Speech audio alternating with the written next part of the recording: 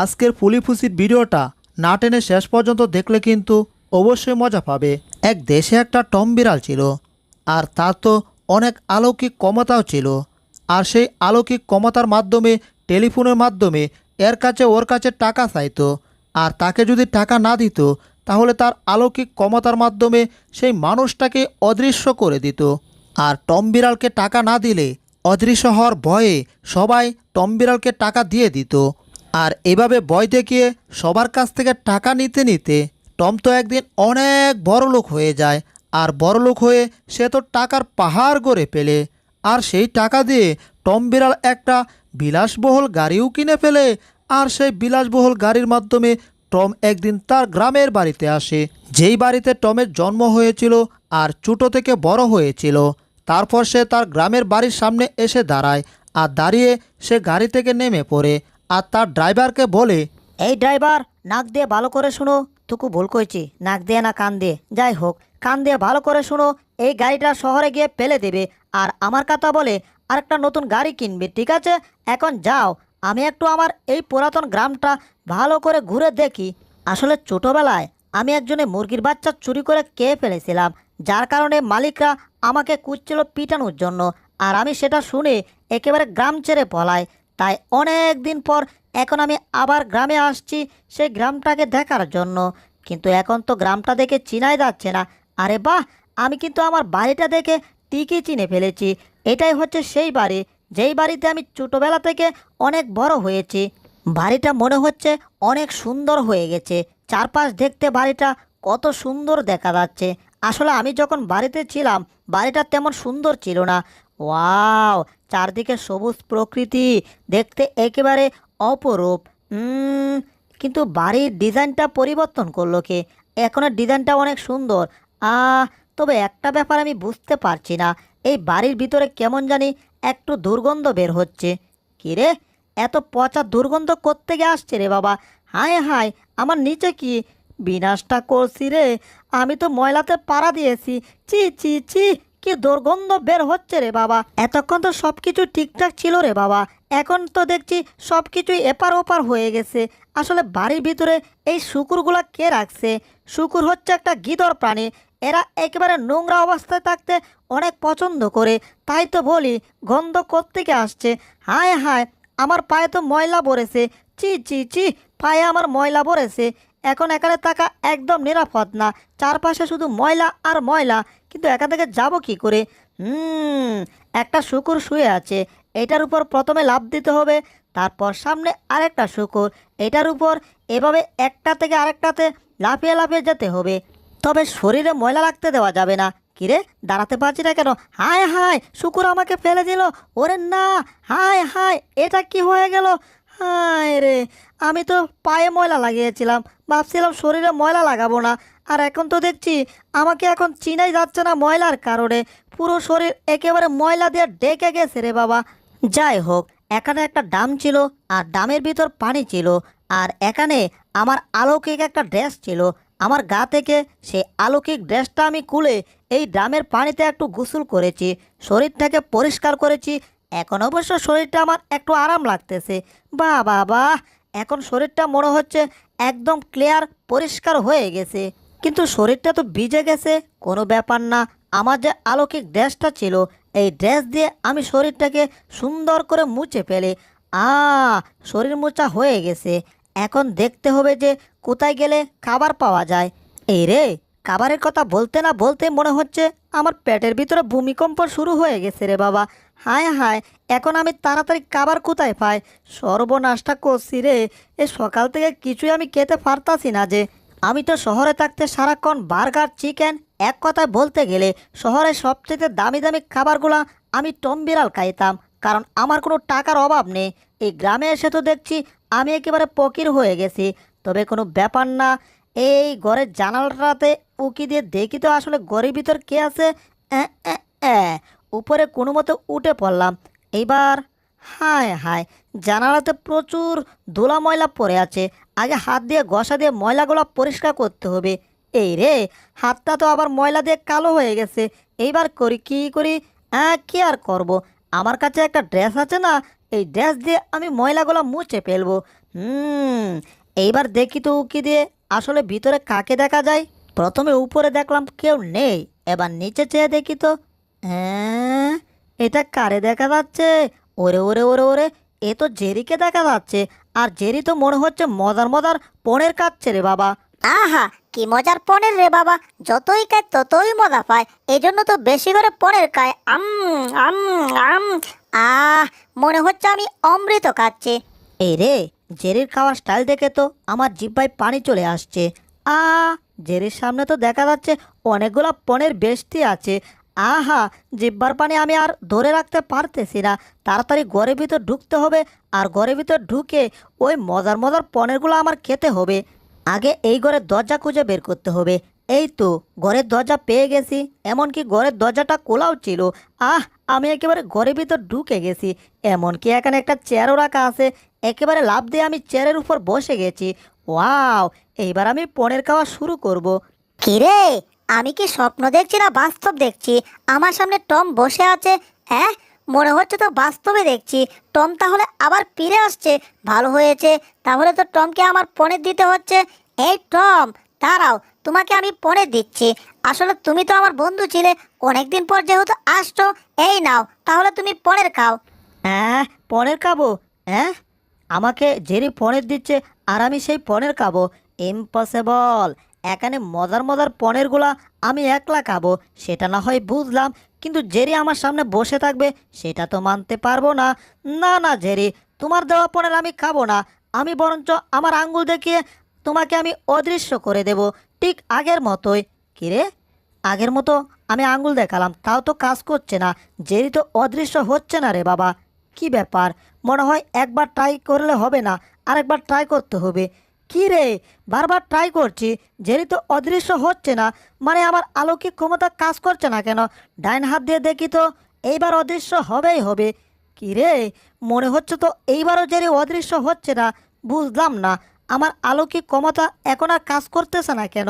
কি রে, তার মানেটা আমি কিছুই বুঝতে পারতাছি না। বুঝলাম না, টম কি পাগল হয়ে গেল নাকি? টমকে পনির দিচ্ছি, পনির নিচ্ছে না। বুঝতে পারছি, এই কাঠের তক্তার উপর টম পনির খাবে না। টমকে মনে হয় প্লেটের উপর পনির দিতে হবে। দাঁড়াও টম, এই নাও টম, সুন্দর প্লেটে তোমাকে পনির দিয়েছি, এইবার তুমি পনির খাও। ইম্পসিবল। ইয়া ঢুং, আমি তোমার দেওয়া পনের খাবো না। আমার সামনে থেকে সরো বলছি জেরি, বুঝতে পারছো? এটা কি হলো? এক থাপ্পড় দিয়ে আমাকে ঘুরিয়ে দিল। টম, তুমি কাজটা মোটেও ভালো করো নাই। তুমি কি ভুলে গেছো যে আমার নাম হচ্ছে জেরি?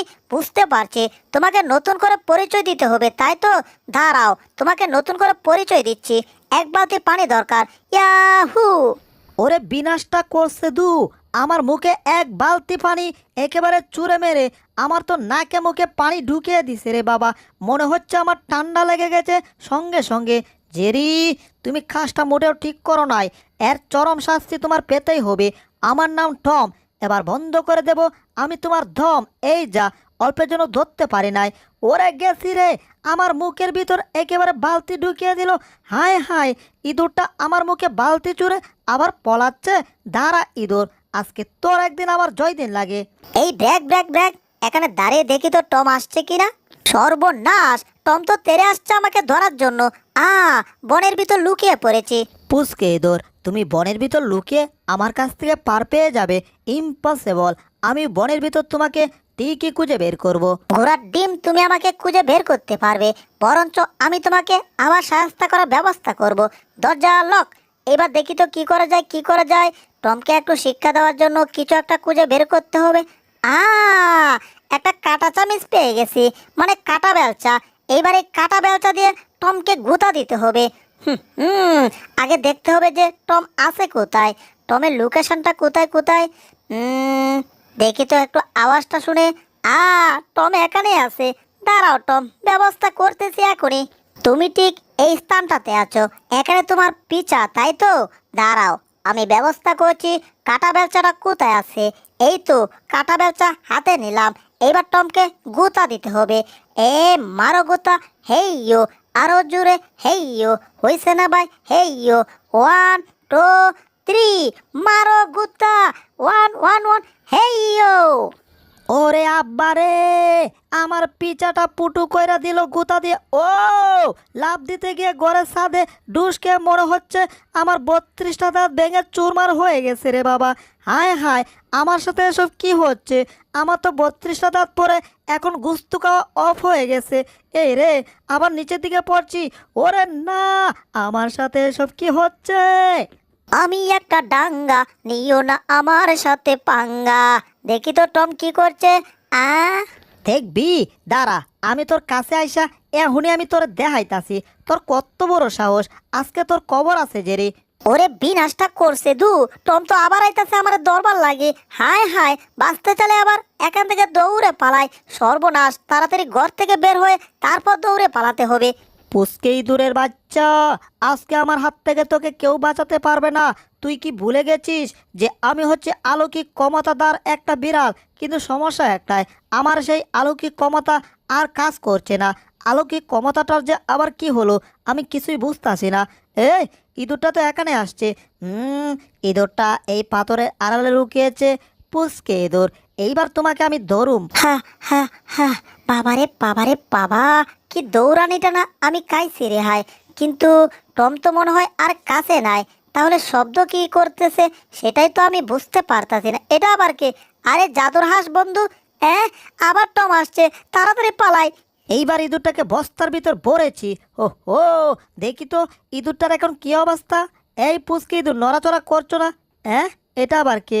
মনে হচ্ছে আমার নাকে কামড় দিয়েছে। আরে এটা তো একটা হাঁস পাখি। ওরে কি করছে, আমার নাকটা ছিঁড়ে ফেললো রে। ওরে বাবা, আবার পা দিয়ে আমাকে চর দিচ্ছে। ও হায় হায়, শেষমেশ নাকি আমি হাঁসেরও চর খাইলাম।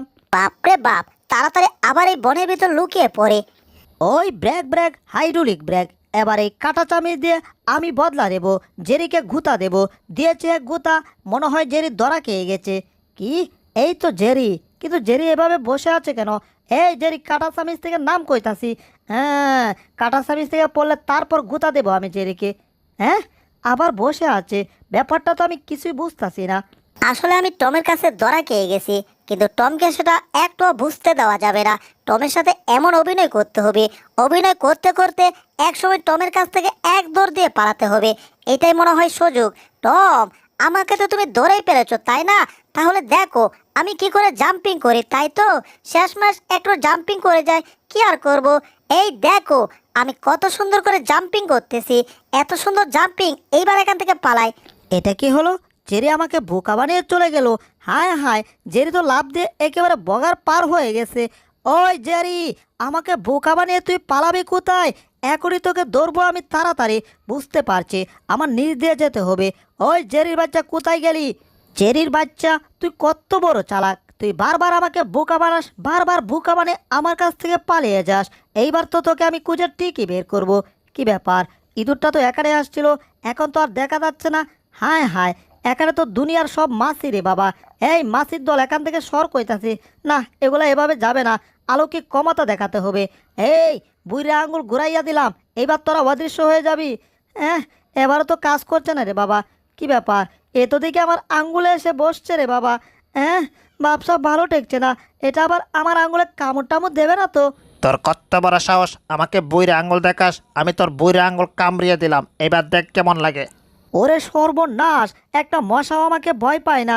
যাক বাবা, মশাটা আমার হাত কামড়িয়ে হলেও এখন ছেড়েছে, কিন্তু এই জায়গাটা তাড়াতাড়ি আমার ছাড়তে হবে।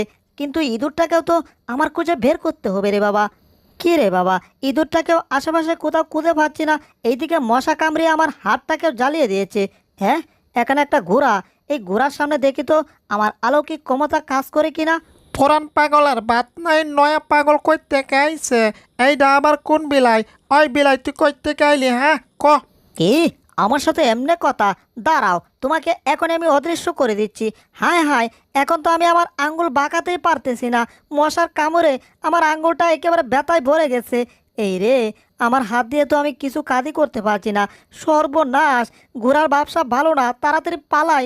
পালিয়ে যাবি কোথায়? ইয়া ঢিসুম, তোকে আমি শর্ট দিয়ে ওগান্ডা পাঠাইয়া দিলাম। ওরে আপারে, কি শট খাইলাম রে! তাড়াতাড়ি এখান থেকে পালাই। ওরে বাবারে বাবারে বাবা, আবার আমি কিসের সাথে ডুস খাইলাম রে বাবা? বুঝলাম না, মাথাটা ঘুরছে। হ্যাঁ, আমি কোথায় আছি এখন? এ আমার উপরে এসব কি গাভীর বাট দেখা যাচ্ছে? মানে কি আমি কি এখন গাভীর নিচে আছি নাকি? কত বড় সাহস বিড়ালটার! আমার নিচে কি করছে? মানে এই বিড়ালটা আমার দুধ চুরি করতে আসছে? এই রে, আমি কোনো দুধ চুরি করতে আসি নাই, তাড়াতাড়ি এগুলারে অদৃশ্য করে ফেলি। হায় হায়, আমি তো ভুলে গেছি আমার তো অলৌকিক ক্ষমতা কাজ করে না। সর্বনাশ! ব্যবসা ভালো ঠেকছে না, তাড়াতাড়ি একা থেকে পালাতে হবে রে বাবা। বাচ্চা ধন, তুমি কোথায় পালাতে চাচ্ছ? চাইলেই তো আর পালানো যায় না, তোমাকে সদ দিয়ে পালাতে দিতে হবে। ইয়া ঢিং! ওরে বাবা রে, গুড়া গরু এগুলা শর্ট খাইতে খাইতে আমার জীবন গেল রে। ও বাপরে বাপ, একেবারে হাঁপিয়ে গেছি। কিরে, দানবীয় হাঁসের আওয়াজ থেকে আসছে?